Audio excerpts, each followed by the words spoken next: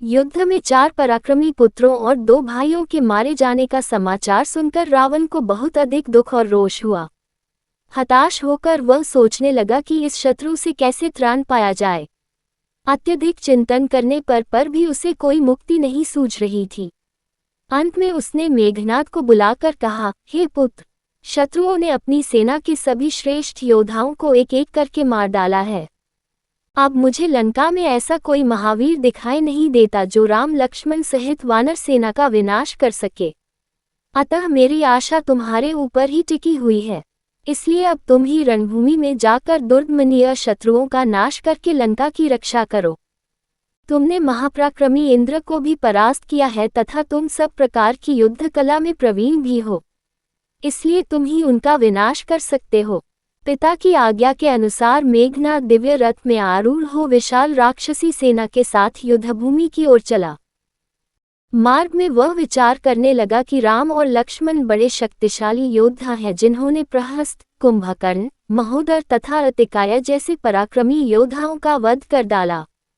यदि किसी प्रकार इनका मनोबल टूट जाए तो इन पर विजय प्राप्त करना सरल हो जाएगा।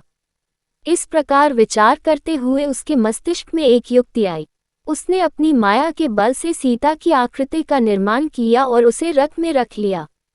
इसके पश्चात वह सिंह गर्जना करता हुआ वानर सेना के सम्मुख जा पहुंचा। मेघनाद सहित शत्रु सेना को सामने देखकर वानर शिला और वृक्ष लेकर उस पर टूट पड़े। हनुमान भी एक भारी शिला उखाड़कर मेघनाद पर झपटे, परंतु रथ में दीन मलिन दुर्बल सीता को देखकर ठिठक गए। फिर उन्होंने सीता को बचाकर मेघनाद पर वार करना आरंभ कर दिया। हनुमान को लगातार अने ऊपर वार करते देख वह एक हाथ से तलवार खींचकर दूसरे हाथ से माया निर्मित सीता के केश पकड़ उसे झकझोरने लगा। सीता की ये दुर्दशा देखकर क्रोध और संताप से विदीर्ण हुए पनवपुत्र बोले, अरे नीच!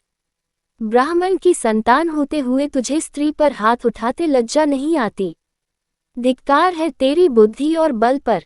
एक अबला को मारकर अपनी वीरता को कलंकित करते हुए तुझे संकोच नहीं होता। रे दुष्ट, तू जानकी की हत्या करके कभी जीवित नहीं बच सकेगा। इतना कहकर हनुमान और वानर सेना पत्थर बरसाते हुए उसे मारने के लिए दौड़े, किंतु मेघनाद और उसके सैनिकों ने उन्हें रथ तक नहीं पहुंचने दिया। उनके सारे प्रयत्नों को निष्फल कर दिया। तब घोर गर्जना करता हुआ मेघनाद बोला, हनुमान, स्त्री पर हाथ डालना यद्यपि धर्म के विरुद्ध है, किंतु शत्रु को प्रत्येक प्रकार से पीड़ा पहुंचाना नीति के विरुद्ध नहीं है।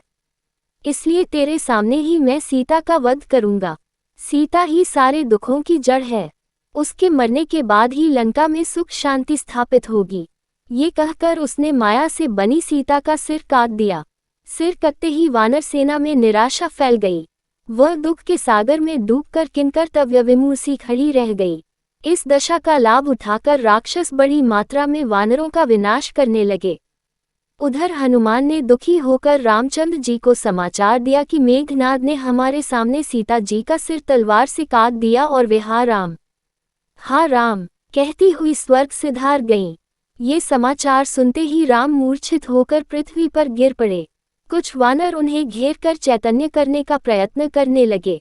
लक्ष्मण भी शोकातुर होकर विलाप करने लगे।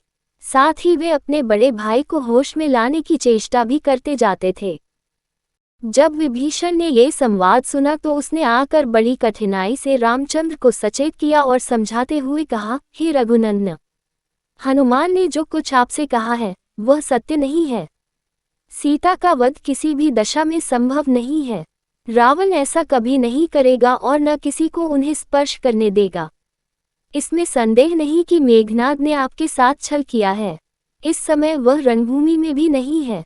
मेरी सूचना के अनुसार वह निकुम्मिला देवी के मंदिर में यज्ञ करने के लिए गया है। इस यज्ञ के संपन्न हो जाने पर वह पराजय हो जाएगा। इसलिए आप तत्काल सेना सहित लक्ष्मण को उस मंदिर में भेजकर यज्ञ को पूरा न होने दें और वहीं मेघनाद का वध करा दें। आप लक्ष्मण को आज्ञा दें, मैं भी उनके साथ जाऊंगा। आज यज्ञ पूर्ण होने से पहले मेघनाद का वध होना ही चाहिए।